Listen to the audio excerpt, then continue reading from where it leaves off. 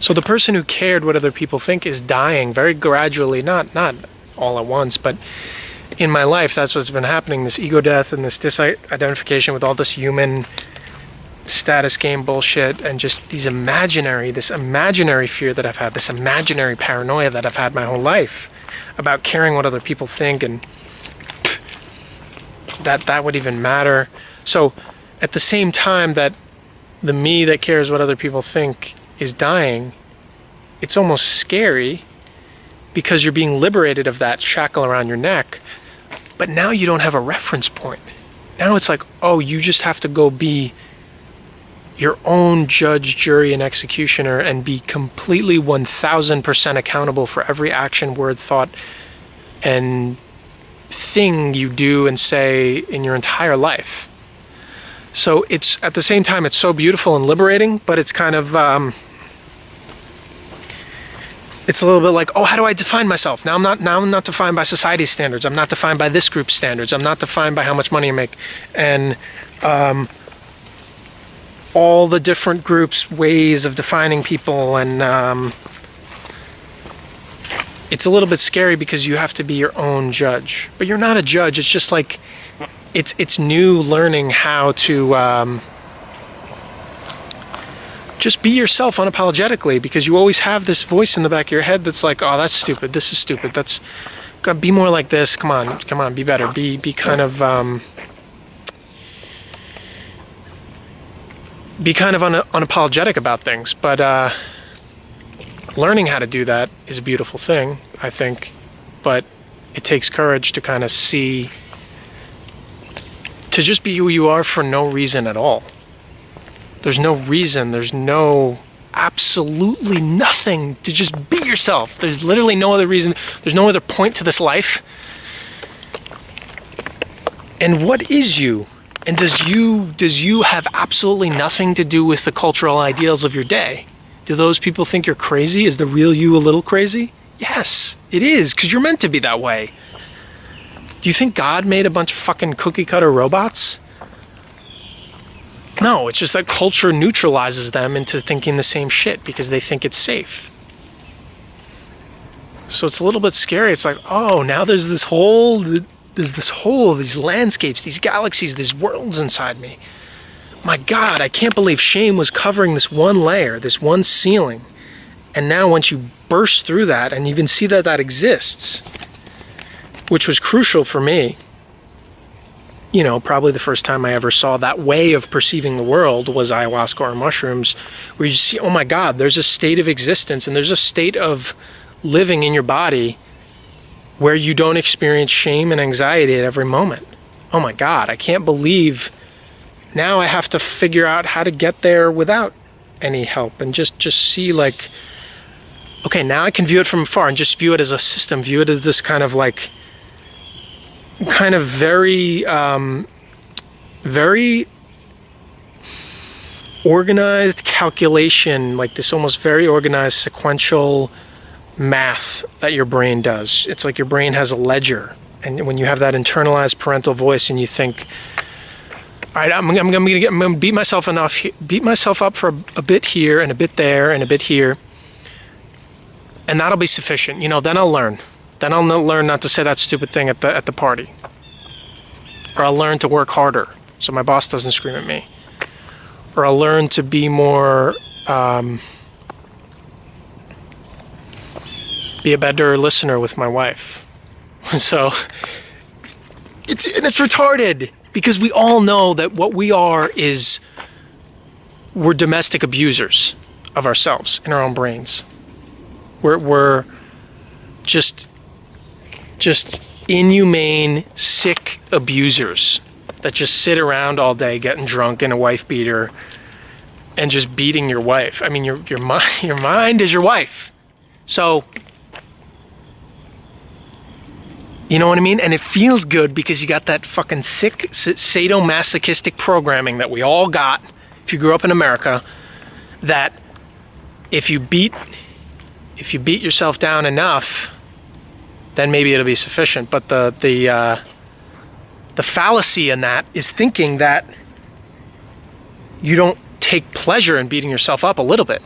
because you do, and then you lose control, and then you think you can beat yourself into submission enough to do something correctly, and you don't, because then you're just a battered abuse victim, and then you're making excuses for this alcoholic who's beating the shit out of you, and then you're like, oh well, this is the only reality I know, so I have to keep beating myself up and all that. So to break out of that reality is not easy. I mean, and I think for most people who are quote unquote successful members of society and have a high paying job and whatever, wife, kids, it's sort of like being a functional trauma victim, because that's the way you treat your mind. But is it any way to live, even if everyone else is trauma victims? And I'm not saying it's easy, because it is a little bit like breaking out of a, lifelong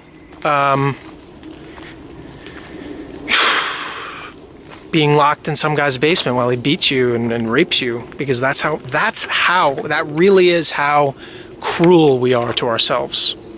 And it's totally how cruel I was to myself. I know that. But at the same time, breaking out, it's like Stockholm Syndrome. You don't know how to live without it. You don't know how to live without the captor. Because the captor shows you that, okay, like, you're okay, you're in this reality, we're okay. You have a roof over your head, you don't really know, but you don't really know what it's like out there. So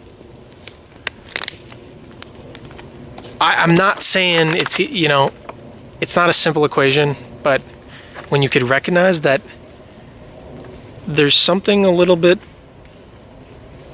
safe about having this abuser and having this sort of captor and victim in your head. And that's what I had for so long, and you thought you can beat them into submission enough that it'll make it right, but it never will. And then you stay with the captor, and then you keep beating and beating and beating and saying it's going to be okay. And it's a prison. It's a prison of self-reprimanding that will never ever work. The only thing to do, and I think honestly, it was a great gift that I embarrassed myself a lot in my life, or I got humiliated here, or I saw, because it's the only way to the other side. If I experienced the shame, if I didn't fit in, if people called me certain things, and you're awkward, and you're quiet, and you're kind of a loner, or whatever, or even I did things and I regretted them, and then I acted egotistically, or whatever I did. Acted a little crazy, went a little crazy. It's all a gift, because it was all just pushing the boundary more until it broke the threshold, which was, oh, you actually don't mean shit, Peter. You don't mean anything. No one gives a fuck about you. Really. It's just your mind and that sick captor, that alcoholic wife beater in your mind, who is so vicious and so evil that has become this monster. But then when you stop beating yourself up, you're like, well, the shame was never worth it, not even an ounce of it, like about anything. Even when I do something, even if I did do something bad, it's not worth it to carry. There's a point at which, and for most people it happens very, for most people, suffice to say, you are your worst enemy and most vicious, cruel critic. Is there a way to just be without all the judgment? Is there a way to just be without all the criticism, without all the bullshit, without all the programming we took on, with all this competition shit? Can we just exist as humans? Can we just exist like in the forest and just be wild or whatever, and just sort of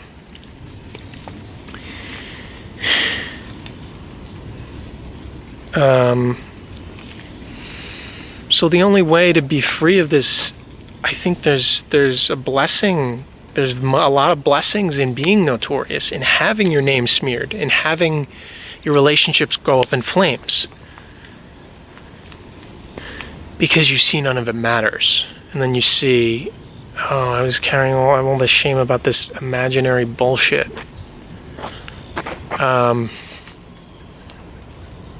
So, it's not easy to break free of that, but it is worth it to see that the battle's just in your head. It's just that shame, that kind of old pattern and that old habit. It's so strong from so many years of chemicals in the brain being released because it's satisfying, and maybe it gives you the illusion of control, but you can't control jack shit because you're not a body, you're a spirit. And so what I'm saying is, the sooner you have your life go up in flames, the better off you are, pretty much. Because you start seeing through the illusions. And you see the ways in which the illusion, all the societal bullshit, familial bullshit, it's not you. And it's to try and define yourself in any way, to try and get yourself to perform and do certain things in any way is stupid. Because you're not a bean counter, you're not a computer guy and a mathematician and a salesman. You're just another animal. You know what I mean? It's no different than, you know what I mean? It's not the way we were meant to exist, being evaluated every moment and seeing people's things every moment, and the social media and all these stuff that just pollutes your mind. So, if it all goes up in flames, that's the best thing that could happen. You need that dark night of the soul. And if you haven't had one, you just got to crack open those layers, because I'm sure you got enough shame and trauma for an intense dark night of the soul, a couple months, year, whatever, where you cry a lot, unless you want to settle for the surface level bullshit. And have that like kind of aching feeling of kind of is there more? I feel kind of just bored and I'm unfulfilled, and this marriage isn't filling me up, and this TV, and I'm just kind of this zonked out sugar, coffee, cigarettes, alcohol person, and I don't know who I am. And even though I work out and I eat kind of good, I don't know. I put my faith in all these idols, and I put my faith in all this fucking bullshit because I learned it from all the people around me, but it actually means nothing. So what do I do now? It's really depressing and sad. Well, now I have to go make my own meaning and create my own world, because no one else is going to do it for me, and most people will just sit around, do nothing, wait for other people to tell them things, and let their emotions fester. So you don't want to do that. You're going to just blow it all up. Get some C4 and blow it all up, and just see. Ask yourself in the silence, what parts of myself do I hate? What parts of myself do I despise? What am I afraid of? Just confront the void. Because the longer you run, the more stress you have, and you'll be better off if you just let that shit all come up.